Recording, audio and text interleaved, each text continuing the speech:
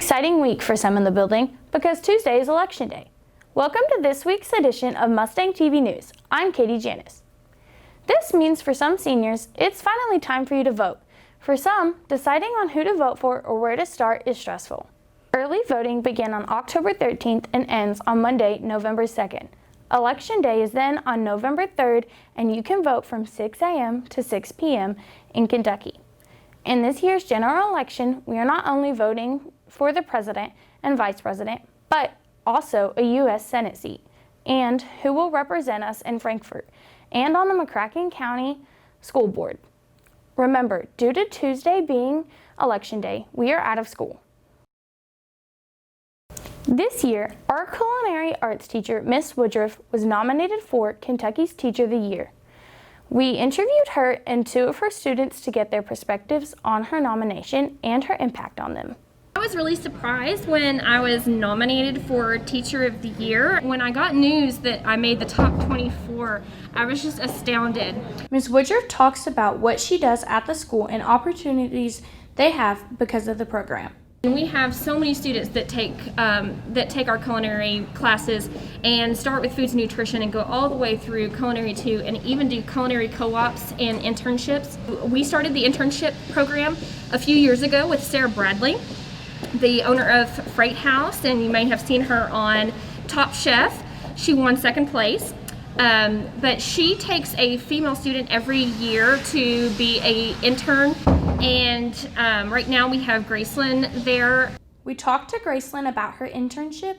So I get to work the back where I do like some cold appetizers, I plate all the dessert, and soon I'm supposed to be going on to the line. The internship with Sarah Bradley will help with Gracelyn's future. Having connections like that, I wouldn't be able to have them if it wasn't for Miss Woodruff. Gracelyn also tells us about things Miss Woodruff has done that has shown why she deserves to be Teacher of the Year. She also, last year for FCCLA, there was a star competition where she did fundraisers, she made stuff in here to sell to the teachers, so we were able to have money to participate in the event. And she also bought us cute little chef coats and everything, which she didn't have to do. But she went above and beyond to do that for us. Ms. Woodruff not only helps students with opportunities outside of school, she teaches hands-on in the classroom. We talked to Lucas Jensen about what she teaches her students. She teaches us life skills, as long as simple things like cooking. We can cook for our families in the future. She has taught me how to operate in the kitchen, be CERTI certified, which allows me to work in an actual kitchen. A breast cancer awareness drive-through was held last Saturday at the Murray State University Paducah campus. This event took place instead of the annual Stomp for a Cure, which was canceled due to the coronavirus. At the event, the fighters and survivors decorated their cars and masks. Music played as fighters and survivors drove through the campus parking lot. People and cheerleaders lined up along the streets and cheered the honorees on.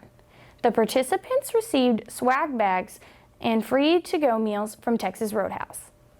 The participants were not allowed to leave their vehicles during this event. This ensured the safety of protection from the virus. McCracken's Chess Club is looking for new members. Anyone can join the chess club.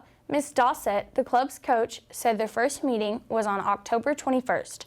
But don't worry, you can still join by going to the McCracken's Chess Club Google Classroom.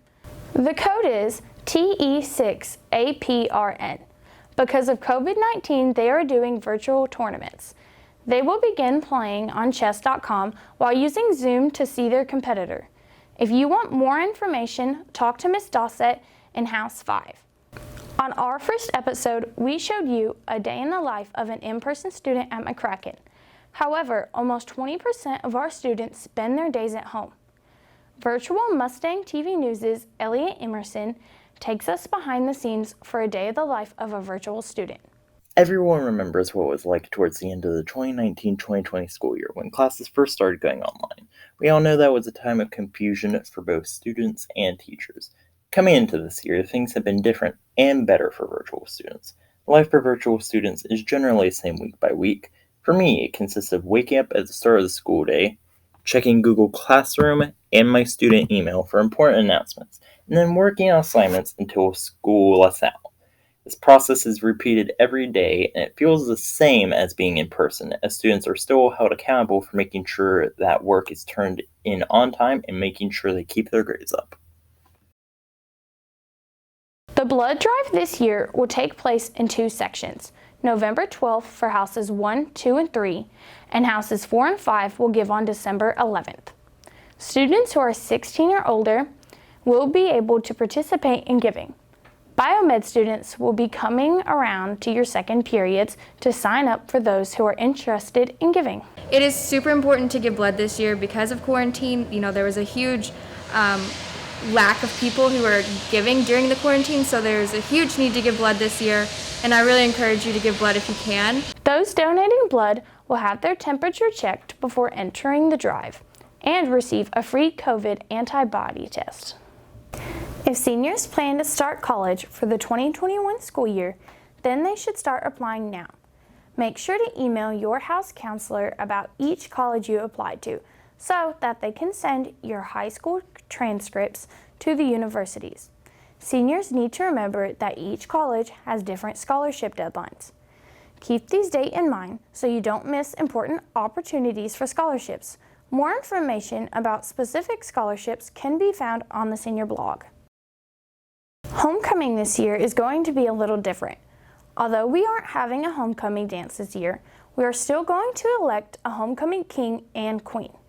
What's different versus just being the seniors this year is that homecoming festivities are very limited. We don't have a pep rally. We will not have the homecoming dance, but we will have the coronation. The senior girls are Avery Bailey, Brooke Bowling, Olivia Dodge, Emma Kate Schaff, Charlie Senior, Randy Joe Walden, and the senior boys are Hunter Bradley, Brandon Dodd, Ben Higdon, Carter Swinford, Braden Vineyard, and Mason Wooten. I'm actually really excited to be on homecoming court. This is my first time. It's looking a little different this year, obviously, due to Corona, but I'm really glad that the school is making an effort to, give the seniors what they can and give us the opportunity to do something that's been a tradition for all the seniors in years past. Voting will be sent as a Google form to your first hour teacher November 5th. All students will be eligible to vote. If you take AP classes, listen up. You must decide whether you will take the AP exam in the spring by Friday, November 6th. A $45 deposit is required. Regular exams cost $95, while seminar and research exams cost $142. You should have received your form from your teacher. 2020 has been a crazy year, unpredictable and ever-changing. Even Halloween has been impacted, as Jefferson Street will not be welcoming trick-or-treaters this year. So, to find other options, we asked other students what they were doing for this spooky holiday. The county's put on a baseball Halloween game. So I'm going to a Halloween party dressed as a cheerleader.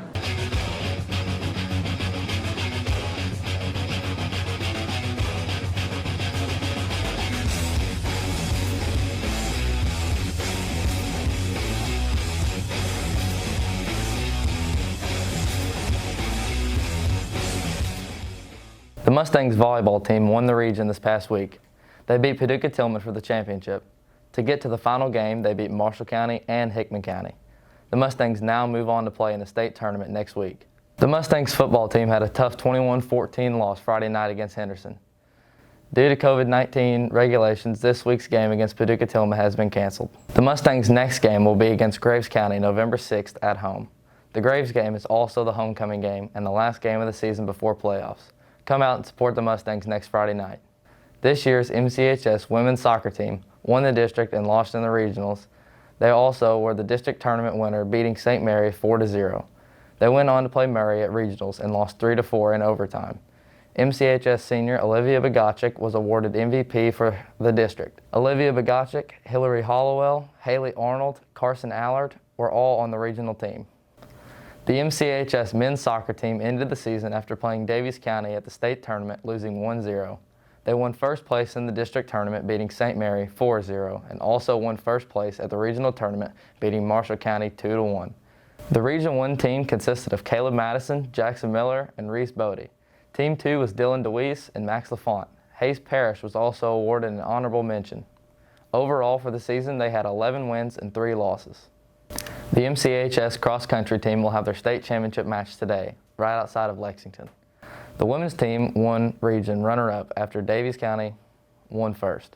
MCHS senior Maggie Ite won top girl with a time of 18 minutes and 45 seconds. And that's it for us on this week's edition of Mustang TV News. We'll see you soon.